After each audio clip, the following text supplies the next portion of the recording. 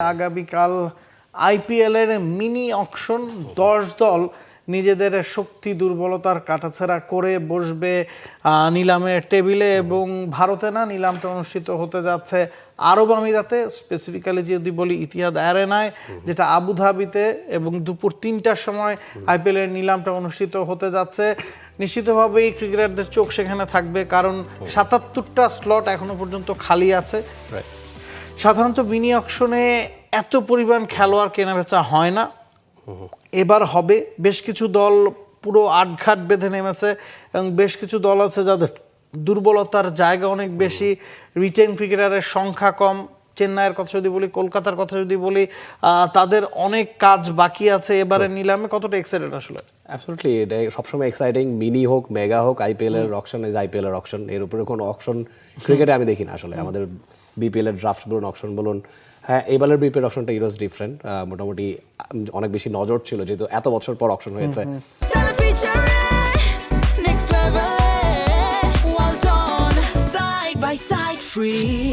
ঠিক আগের আসরেই মেগা নিলাম হয়েছে, তারপরেও আপনি যেটা বললেন 77 জন প্লেয়ার এবং কলকাতার কাছে অনেকগুলো টাকা, সম্ভবত 64 crore রুপি তাদের হাতে আছে। আবার মুম্বাইয়ের কাছে অনেক কম, মাত্র 3.5 কোটি রুপি অবশিষ্ট আছে। তো সেক্ষেত্রে আমার কাছে আপনার কাছে কি মানে, আপনার কাছে জানতে চাইবো যে পার্সটা সম্পর্কে একটু ক্লিয়ার করুন। কলকাতার কাছে 64 কোটি রুপি আছে। আপনি মেগা অকশনে যখন নিলামে বসবেন তখন আপনার কাছে 125 কোটি রুপি থাকতো, এবং 64 কোটি রুপি মানে হচ্ছে আপনার মেগা অকশনের চেয়েও বেশি টাকা আপনার হাতে বাকি আছে। কারণ মেগা অকশনের সময় রিটেইনের মাধ্যমে কিন্তু প্রায় 70-75 কোটি টাকা আগেই 6 জনের পিছনে কলকাতা খরচ করেছিল। চেন্নাইয়ের কাছেও 40 কোটির ওপর বাকি আছে। 3টা দলের কাছে 20 কোটি রুপির কাছাকাছি বাকি আছে। এছাড়া মুম্বাইয়ের কথা আপনি বলছিলেন, তাদের আসলে ঘর গোছানোই আছে, তারা যা করার নিলামের আগেই করেছে। আপনি চেন্নাইয়ের কথা যদি বলেন, চেন্নাই রবীন্দ্র জাদেজা এবং সঞ্জু স্যামসনের একটা বড় সোয়াপ ডিল আগেই করেছে। তো নিলামে বসার আগে আপনার কাছে সোয়াপ ডিল বা ট্রেডের অপশন ছিল, সেই জায়গায় অনেকগুলো দল কাজ করেছে। তবে চেন্নাই এবং কলকাতারই আসলে মূল কাজটা করতে হবে এবারের অকশনে। এবং যতটুকু মনে হচ্ছে এই অকশনে আপনি শুধু কলকাতার কাছে ধরুন আর চেন্নাইয়ের কাছে ধরুন, এই দুই দলের কাছেই 100 কোটি রুপি বাকি আছে। আপনি ওভারঅল যদি চিন্তা করেন 200 কোটি রুপির ওপর এই নিলামে টাকার পরিমাণ ঢালা হবে। তবে কোয়ালিটি ক্রিকেটার কজন আছেন সেখানে একটা সংখ্যা আছে। এবং মোট কথা আপনি আইপিএল নিলামের আগে বলতে পারবেন না যে কোন ক্রিকেটার সবচেয়ে বেশি টাকা কামাবেন। এবার একেবারে ধরা বাঁধা মানে বলে দেওয়া যাচ্ছে যে ক্যামেরন গ্রিন তিনি আইপিএল এর ইতিহাসে সর্বোচ্চ পারিশ্রমিকে বিকোতে যাচ্ছেন এবং চেন্নাই বা কলকাতায় হয়তো তাকে নেবে। আমরা যদি আইপিএল এর সর্বোচ্চ পারিশ্রমিকের তালিকা দেখি, আমরা দেখব যে কলকাতা এবং চেন্নাই এই দুইটা দলের মধ্যে কিন্তু ফাইটটা হবে। মিচেল স্টার্ক প্রায় 25 কোটি রুপিতে কলকাতায় গিয়েছিলেন। এছাড়া গেল বছর ঋষভ পান্তকে 27 কোটি রুপিতে এলএসজি নিয়েছে। এখন কলকাতার কাছে 64 কোটি রুপি আছে, চেন্নাইয়ের কাছে 43-40 কোটি রুপি আছে, এবং তারা দুজনই ক্যামেরন গ্রিনের জন্য ছুটবে এবং নিশ্চিতভাবে ঋষভ পান্তের 27 কোটি টাকা হয়তো বিট হয়ে যাবে। অ্যাবসলিউটলি তাই মনে হচ্ছে। এবং যেটা ঋষভ পান্তের সেটা মেগা নিলাম ছিল, স্টার্কেরটা মিনি নিলামে হয়েছিল আগের বছর। তার আগের বছর প্যাট কামিন্স, স্টার্ক দুজনেরই সবচেয়ে বেশি দাম ছিল। অন্য দলগুলো সম্পর্কে যদি একটু জানতে চাই আপনার কাছে, যে না আপনি যে মিনি অকশনের কথা বলছেন, মিনি অকশনে অনেক ক্রিকেটাররা রেজিস্টার করতে চায় কেন, যে মিনি অকশনের টাকার পরিমাণ বেশি থাকে, কোয়ালিটি ক্রিকেটার কম থাকে, এবং আপনি যদি ওই মানের ক্রিকেটার হন আপনার পারিশ্রমিক অনেক বাড়বে। এবার আইপিএল কিন্তু ওই নিয়মটা বদলে দিয়েছে, চাইলেই আপনি মিনি নিলামে অংশ নিতে পারবেন না। ক্যামেরন গ্রিন ইনজুর্ড ছিলেন মেগা অকশনের সে কারণে তিনি ছিলেন না। আবার জেমি স্মিথ কখনোই আইপিএল এর নিলামে অংশ নেন, সে কারণে এবার নিতে পারছেন। এছাড়া কিন্তু যাদেরকে ছেড়ে দেওয়া হয়েছে তারাই থাকছেন এবারে নিলামে। অ্যাবসলিউটলি। এবং চেন্নাইয়ের টিমটা বা কলকাতার টিমটা সবচেয়ে বেশি ট্রফি তাদের কাছে, চেন্নাই, মুম্বাই তাদের কাছে। তো এই জায়গায় আবুধাবিতে যে আয়োজনটা হচ্ছে সেখানকার অন্য ফিচারগুলো সম্পর্কে আপনার কাছে একটু জানতে চাইবো, যে আপনি তো বহু বছর ধরে আইপিএল এর নিলাম ফলো করছেন। অ্যাপ্রোচটা কি হতে পারে প্লেয়ারদের? মানে এখন আইপিএল এর তো যেটা হয় যে এক্সট্রা একজন প্লেয়ার থাকেন, তাকে খেলানো যায়, সেটা ইম্প্যাক্ট প্লেয়ার, সেটা নিয়ে অনেক আলোচনা কাটাছে। আর সম্ভবত যেটা শুনেছিলাম বিসিসিআইয়ের কাছে এই বছরই হয়তোবা সেটা লাস্ট হতে পারে, 2027 থেকে হয়তোবা সেটা বাদ যেতে পারে। সেটার জন্য সে আলাদা স্ট্র্যাটেজি টিমগুলো অ্যাপ্লাই করতে পারে।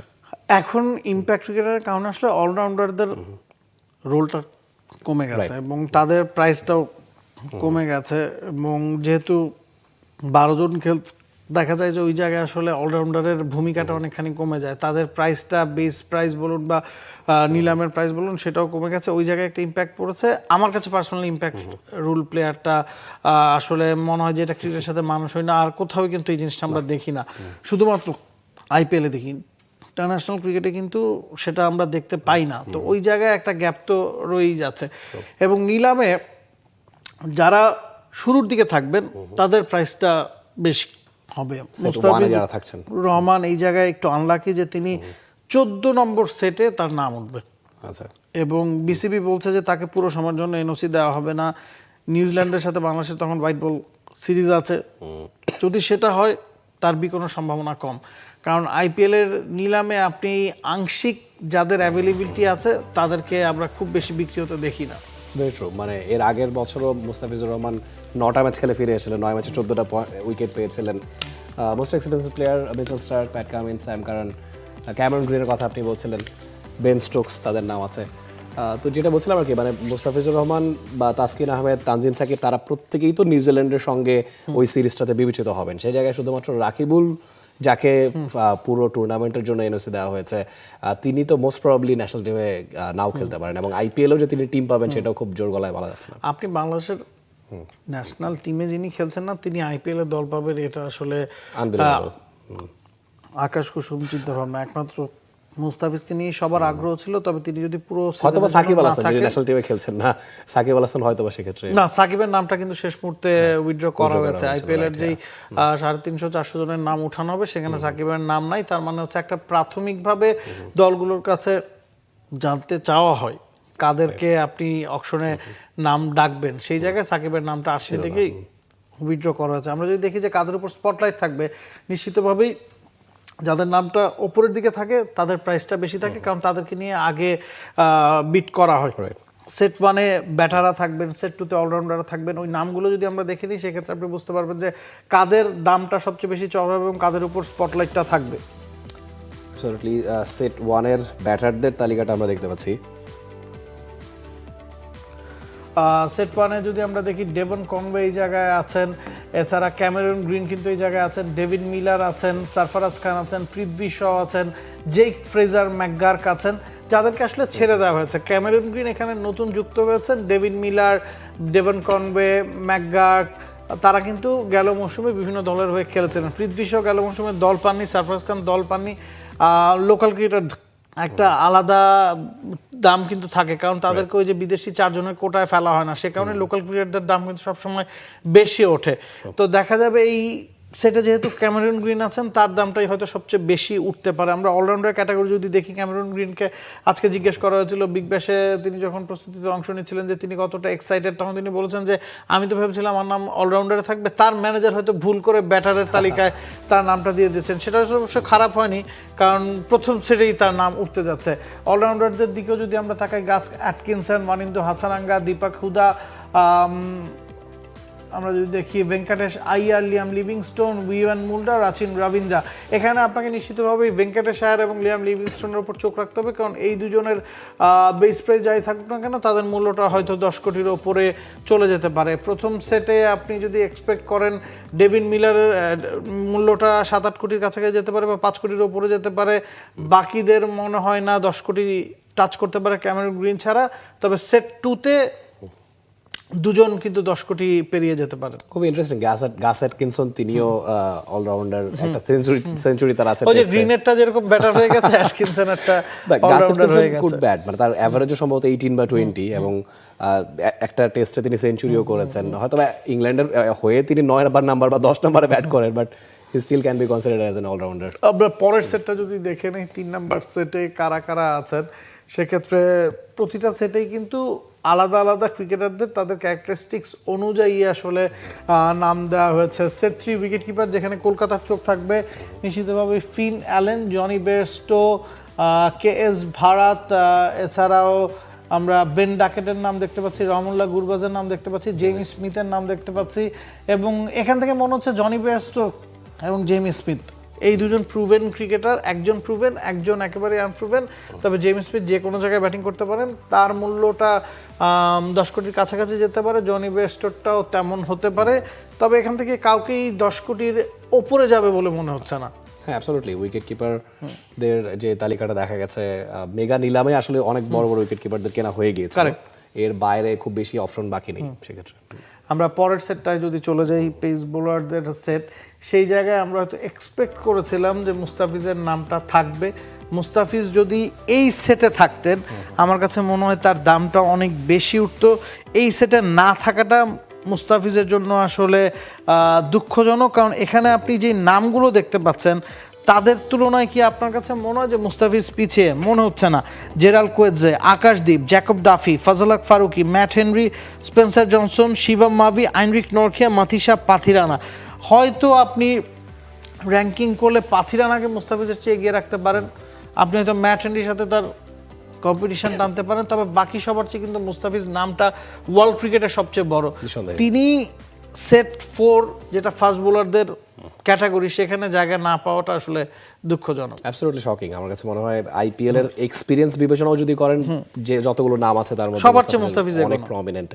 সানরাইজ হায়দ্রাবাদের হয়ে তিনি চ্যাম্পিয়ন হয়েছেন, চেন্নাইয়ে লাস্ট যেবার খেললেন 9 ম্যাচে 14 উইকেট, একমাত্র বিদেশি হিসেবে সম্ভবত উদীয়মান ক্রিকেটার তার প্রথমবারই তিনি সেটা পেয়েছিলেন সানরাইজ হায়দ্রাবাদের হয়ে। সো ডেফিনেটলি মুস্তাফিজুর রহমানের এই নাম না থাকা বাংলাদেশের ভক্ত সমর্থকদের জন্য অনেক বেশি আক্ষেপের, বাট হয়তোবা হু নোস, তার হয়তোবা কল আসতেও পারে, যদিও প্রোভাইডেড দ্য সিনারিও যে নিউজিল্যান্ডের সিরিজ আমাদের সামনে আছে। এবং আমরা বলছিলাম যে প্রথম সেটে মানে ব্যাটসম্যানদের সেটে ক্যামেরন গ্রিন, ডেভিড মিলার, দ্বিতীয় সেটে অলরাউন্ডার ক্যাটাগরিতে আমরা দেখেছি যে ওয়ানিন্দু হাসারাঙ্গা, লিয়াম লিভিংস্টোন, এই দুজন, ভেঙ্কটেশ আয়ার, এই তিনজনের উপর হয়তো স্পটলাইট থাকবে। তৃতীয় সেটে উইকেট কিপারদের মধ্যে জনি বেস্ট বা জেমস স্মিথকে পিক করা হচ্ছে। সেট 4 ফাস্ট বোলারদের তালিকায় হয়তো মাথিসা পাথিরানা এবং ম্যাট হেনরির দামটা সবচেয়ে বেশি উঠবে। পাথিরানা নিশ্চিতভাবে 10 কোটির ব্যারিয়ারটা হয়তো পার করে যাবেন, কারণ অনেকগুলো দলই আসলে পেস বোলার খুঁজছে, এই স্পেস বোলার।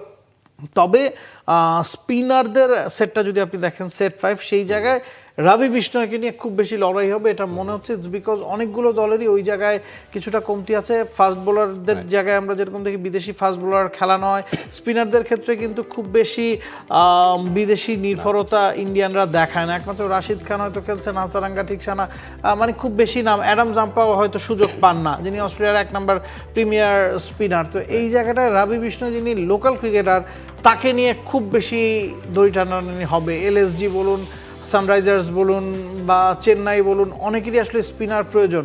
এই জায়গায় রবি বিষ্ণয়ের দামটা খুব বেশি চড়া হতে পারে, এবং আমার কাছে পার্সোনালি মনে হয় যে রবি বিষ্ণয় হয়তো ক্যামেরন গ্রিনের পরে সর্বোচ্চ পারিশ্রমিকধারী ক্রিকেটার বনে যেতে পারেন এবারে মিনি অকশনে। অ্যাবসলিউটলি, এটা বোঝা যায়, কারণ বাংলাদেশের স্পিনাররা আইপিএল এর এই নিলামের এই স্পিনারদের সেটে নেই। বা রিশাদ হোসেনের কথা বলা যেতে পারতো, তিনি যিনি বিগ ব্যাশে খেলতে যাচ্ছেন, বা তানভীর ইসলাম, বেশ কিছু কোয়ালিটি স্পিনার তো আমাদের আছে, কিন্তু সেক্ষেত্রে এইটার কারণটা কি? আমাদের কখনোই আইপিএলে আব্দুর রাজ্জাক সম্ভবত খেলেছেন, সাকিব আল হাসানকে তো আপনি আর স্পিনার বলতে পারছেন না।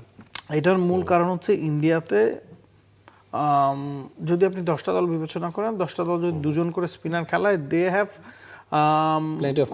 প্লেন্টি অফ স্পিনার্স, অন্তত 20 জন টপ র্যাঙ্ক স্পিনার ইন্ডিয়াতে ইজিলি অ্যাভেলেবেল। সে কারণে যেহেতু 4 জন বিদেশির কোটা আছে, দেখা যায় যে বিদেশি কোটায় স্পিনাররা খুব একটা সুবিধা পান না। সাধারণত প্রতিটা দলই দেখা যায় যে 2 জন প্রপার ব্যাটার, 1 জন অলরাউন্ডার এবং 1 জন পেস বোলার বিদেশি কোটায় খেলিয়ে থাকে। কখনো আমরা সেটা 3 জন ব্যাটার 1 জন পেসার দেখি, কখনো আমরা 2 জন ব্যাটার 1 জন অলরাউন্ডার 1 জন স্পিনার দেখি। মানে খুব বেশি স্পিনার আসলে বিদেশি কোটায় খেলেন না আইপিএলে। একটা সময় রাশিদ খান, ঠিকসানা, মুজিব বা হাসারাঙ্গাকে আমরা খেলতে দেখেছি। আপনি ওয়ার্ল্ডের সেরা স্পিনারদের অনেককেও কিন্তু আপনি আইপিএলে বিদেশি কোটায় একাদশে দেখবেন না, হয়তো স্কোয়াডে দেখবেন, একাদশে আসলে প্রপার স্পিনারদের সুযোগ পাওয়াটা একটু ডিফিকাল্ট হয়ে যায়। অ্যাবসলিউটলি। আমরা কি আর কোনো সেট মিস আউট করছি না? যেহেতু সবকিছু শেষ হয়ে গেছে, এবং নিশ্চয়ই দর্শক মুখিয়ে থাকবেন যে আইপিএল এর এই মিনি নিলামে কারা কত বেশি লাইমলাইট কারেন। For more updates, subscribe to our YouTube channel and click on the bell icon. Follow us on Facebook and Instagram.